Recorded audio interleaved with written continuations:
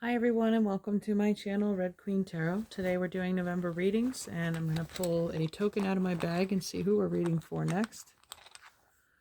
Aries, welcome Aries. Could be your sun, moon, rising, or Venus placement. North node as well.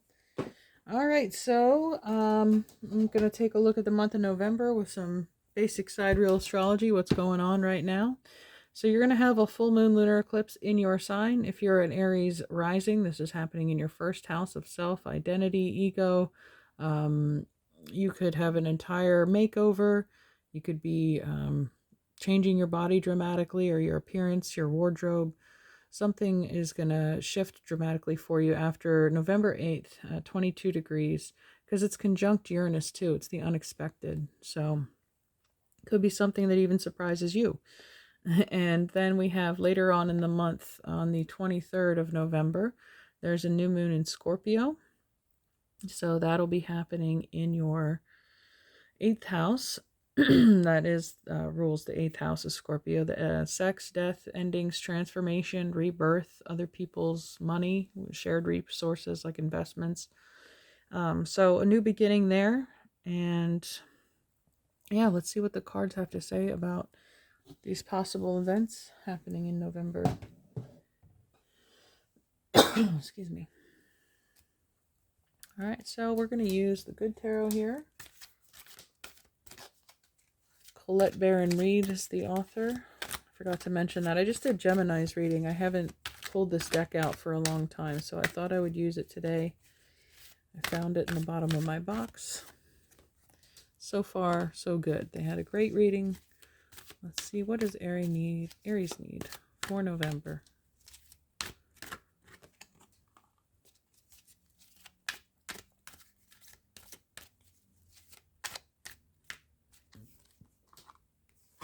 Okay.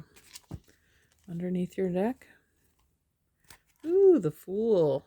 0. Reset button. So that's a portal of infinite possibilities. I often think of this as, we did just have if you follow tropical astrology, then it was a new moon in Scorpio, new moon solar eclipse. That could have been an important transformational point for you where you may have set your intentions in a new direction to start out on a new journey. In sidereal astrology, it happened in Libra and your 7th house of partnership. So we could see some changes coming in for you there. Okay, so let's start out this reading with the first card, the 8 of Coins, Virgo, Sun in Virgo. So this is like hard work, dedicated effort, mastering your craft. Again, it could be a new project you embarked on around the eclipse time or the new moon, or even the new moon in Aries in your sign around your birthday, if you're a Sun in Aries. Now we also have the 9 of Earth, 9 of Coins, Venus in Virgo. This is mature physical assets, wealth, luxury. So from the 8 of Coins to the 9 of Coins, there's progression here. There's movement and evolution of your craft. Perhaps if you're an artist, people are starting to notice your work. You're getting invited to certain functions to feature your art. Next to that, we have the 2 of Cups. Okay. So this could be a partner, a soulmate, a companion, somebody that you're taking this journey with, but they're experiencing this bliss with you. Somebody, it could be someone you met at work. And then we have transformation. There it is, Scorpio, the death card. I did mention that new moon in Scorpio in the tropical zodiac. That new moon eclipse happened October 25th. So that could have been setting you up for this month. These and this other eclipse coming up. A lot of changes coming for us. But yeah, there's, with this Fool card underneath, this new beginning, absolutely.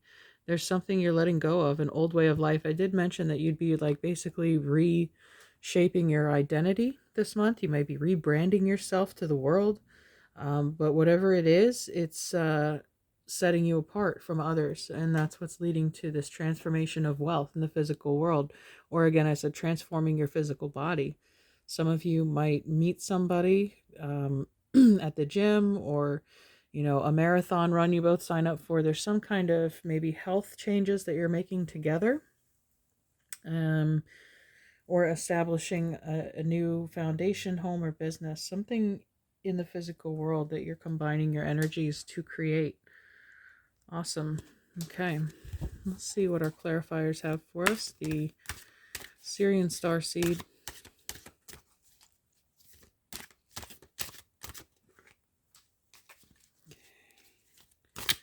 Aries.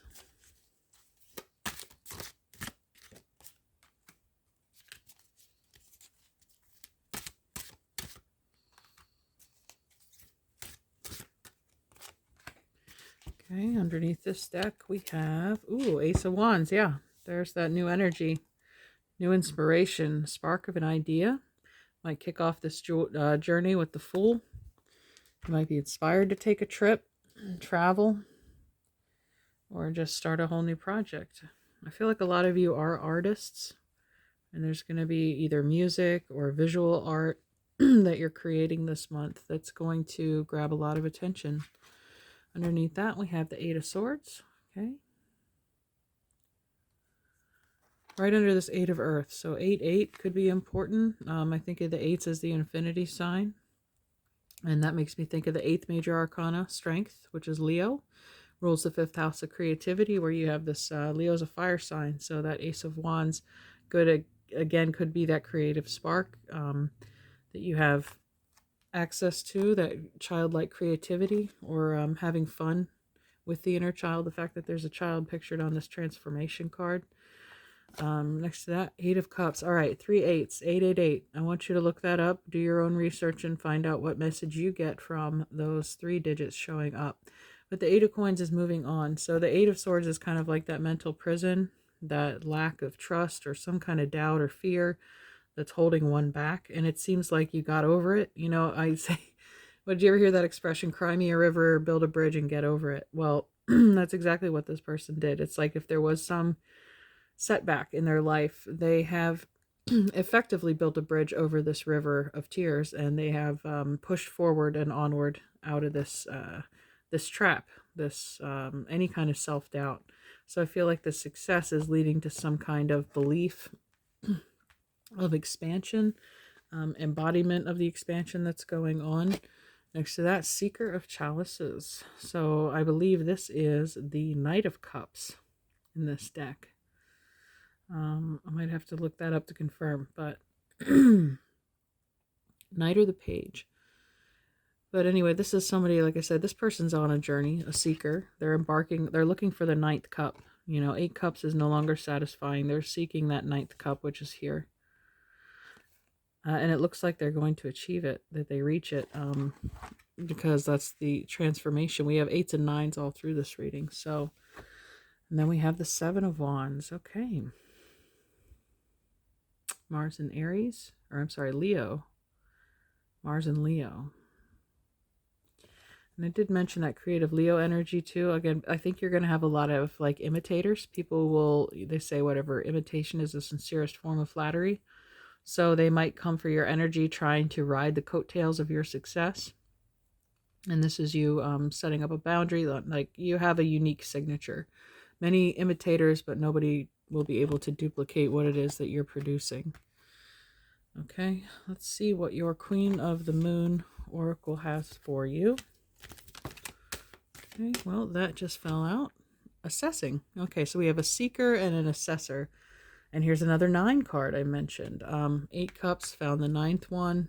9 of coins, and here we have assessing the 9. Okay.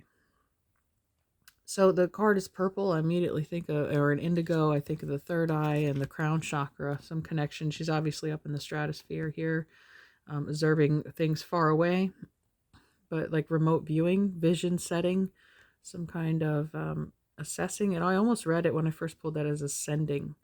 And I felt that way again as these cards kept progressing from 8 to 9, that there is some leveling up going on. And she's in a hot air balloon. She is ascending into the stratosphere. So let's see what assessing has to say for number 9. But it's like surveying the land. Like, where do I want to, what do I want to build next? Like, I think of a surveyor, you know, they always have those sextants and the telescopes or whatever they're doing on the side of the road, planning, you know, like a city planner, laying out their foundation. And what are they going to establish in this world? So if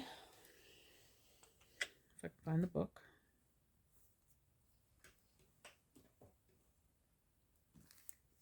Okay, there we go.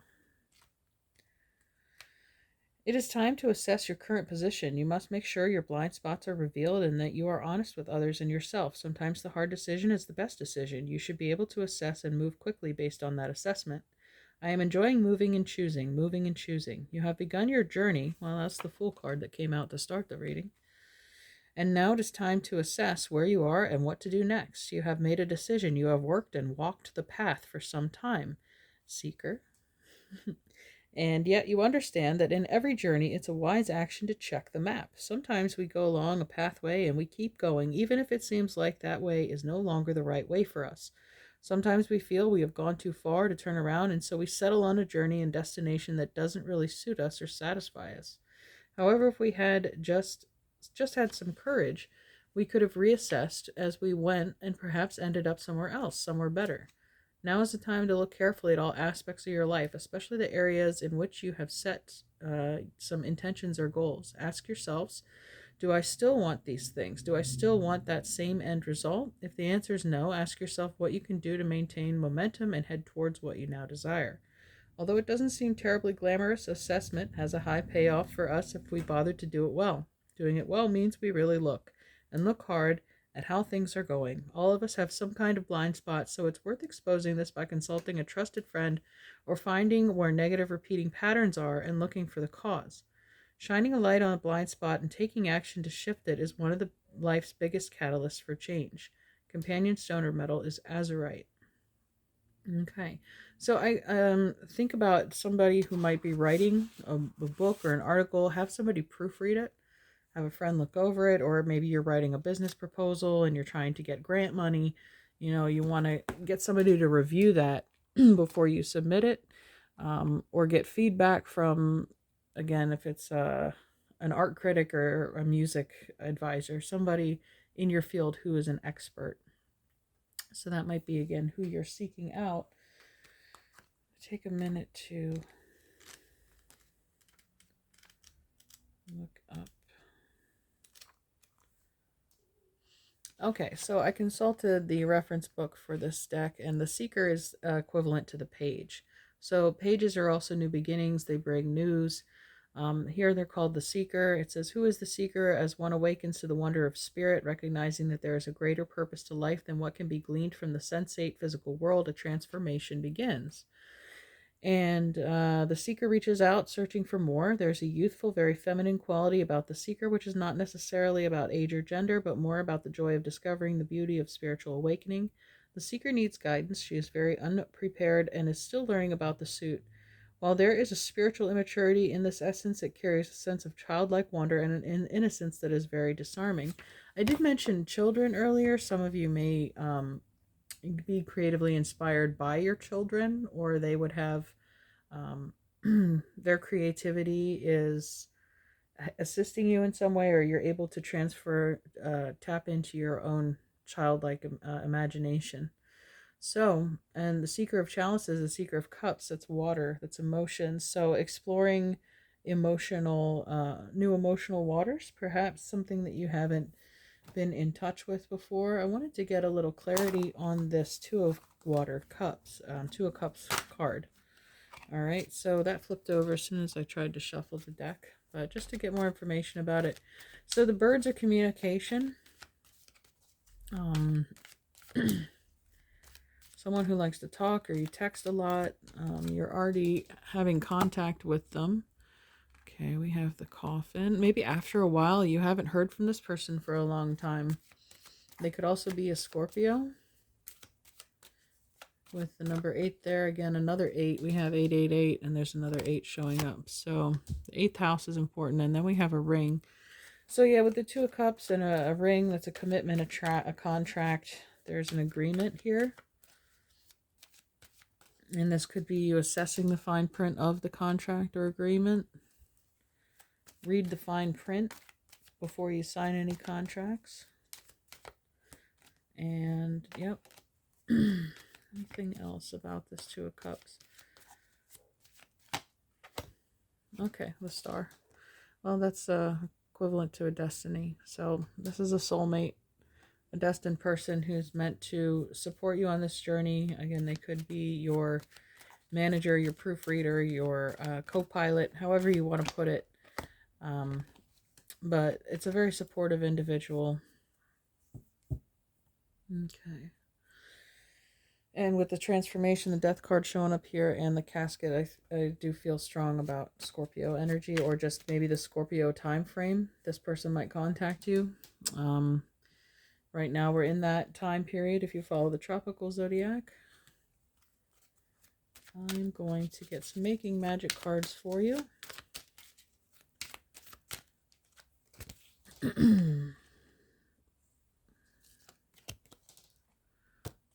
Oops, sorry about that. Okay, the first one I flipped over is water. Work with the element of water for healing, purification, and refinement. So those water elements, Cancer, Pisces, Scorpio, might referring to the Seeker Chalice as a younger water sign. This first card we have fire. Okay, the opposite, the element of fire heralds new life, renewed passion, and positive transformation. I have the Ace of Wands next to the transformation card. So yeah, fire is a great catalyst to change. You know, it can destroy, or it can help forge new metal. You know. And then we have the labyrinth, transition to a higher level of being, raising your energetic vibration alignment. So again, yeah, leaving the Eight of Cups in search of the Ninth Cup. No longer being satisfied with the status quo and knowing that you deserve better. One enchanted evening, the perfect night. Cool. Well, this is stars coming up here. The stars could be aligning for you to meet this person. Like I said, it is destined. It's a soulmate, someone you have a soul contract with here in the ring. You could, by serendipity, run into them one night when you're not even looking for it. These things happen. And let's see. Your you know what? I'm going to grab a Journey of Love card too, because this appears to be a soulmate reading to some amount. But it's somebody who really, like, you are your most creative when you're with this person. They really fuel your creative fires, nurture your creative spirit. Next to that, resilience, rise above tribulations. Okay, the only challenge I saw here was the Eight of Orbs, you know, breaking free of any self-limiting beliefs.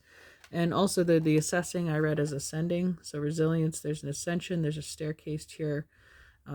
A leveling up, a being able to see things from a higher perspective, from the big picture of a situation. All right, your animal totem here for Aries, animal totem.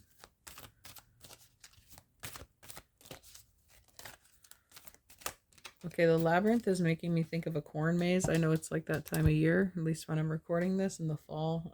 Maybe you're out some Halloween party or corn maze or some kind of harvest festival. I see some people partying. Okay, we have the frog, number 38. 38.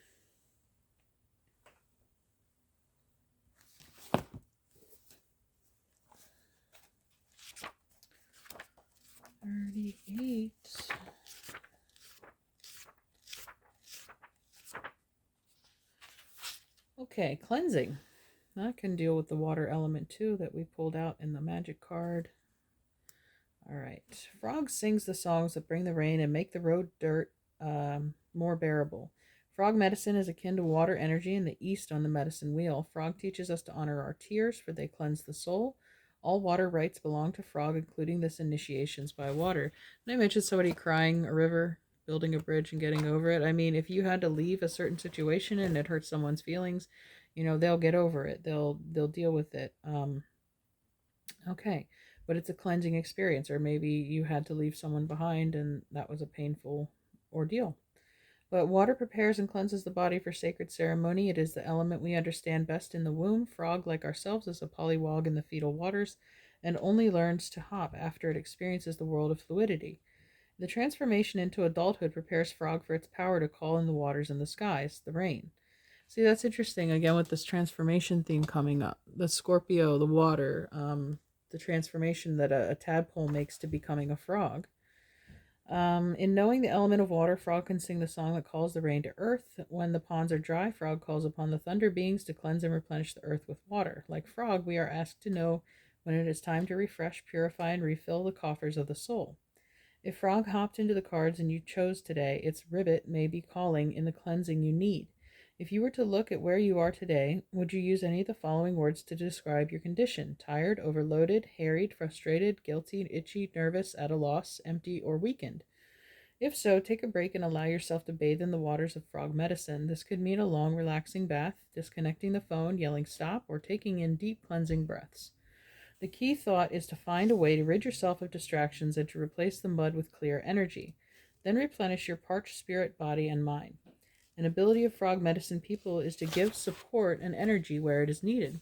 Yeah, I felt like that person's coming in to support you. A frog medicine person can clean negativity from any environment. Many mediums or clairvoyants who work with cleansing haunted houses carry frog medicine. Many of the world's seers have used water on their hands when tapping into the realms of reality due to water's superconductive nature. In Mayan and Aztec shamanic practices, the shaman places water in his or her mouth and sprays it over the body of a patient to clear away negative energy. This is done while holding the thought of frog firmly in the mind so that the healing may occur and the patient may be replenished with positive energy. Sometimes dried and stuffed frogs are also used to guard the person's body during the session. Frog speaks of new life and harmony through its rain song. The deep tones of Frog's ribbit are said to be called to the thunder beings, thunder, lightning, and rain. The ribbit is the heartbeat that comes into harmony with Father Sky and calls for the replenishment needed. Call to Frog and find peace and the joy of taking time to give to yourself. A part of this giving is cleansing yourself of any person, place, or thing that does not contribute to your new state of serenity and replenishment. All right, awesome. So a little self-care goes a long way this month, Aries. Cleanse and prepare yourself for what is coming in. Shed the old skin and be ready for the rebirth. Okay, oh wow, this just flipped over, no joke. So this is the Journey of Love card. We have number 57, the Lovers, with the Two of Cups there. Yes, there's some life-changing love coming into your reality this month, Aries. So this will wrap it up for us.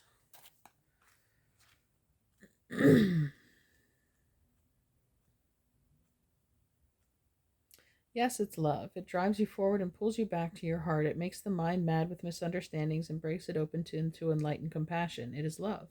Your yearning heart shall have it. Your destiny is to be the lover of the beloved. This oracle brings a message of love. It is finding you now. Be open to it in all its forms. Be the god and goddess of love and paint the town red. Play in passionate embrace with life as your lover and prepare to receive even more than what you believe you are capable of handling. Absolutely. Love is a magic word that holds the universe together. It is both an emotion and something ephemeral that lives like a fire's glow or the pink light on the clouds after the sun has set. So yeah, with the Lover's card, the Two of Cups, and the Ace of Wands showing up, fire showing up, this is you being fully emblazoned, Aries. You are a fire sign. The Ace of Wands is a very romantic, passionate card, so you could find yourself for sure in the embrace of a new lover this month. So enjoy the trip, enjoy the journey. Let me know how it goes. I'd love to hear how you like this reading in the comments below, or give me a like, and hopefully we'll see you next time. Thanks, Aries. Take care. Bye-bye.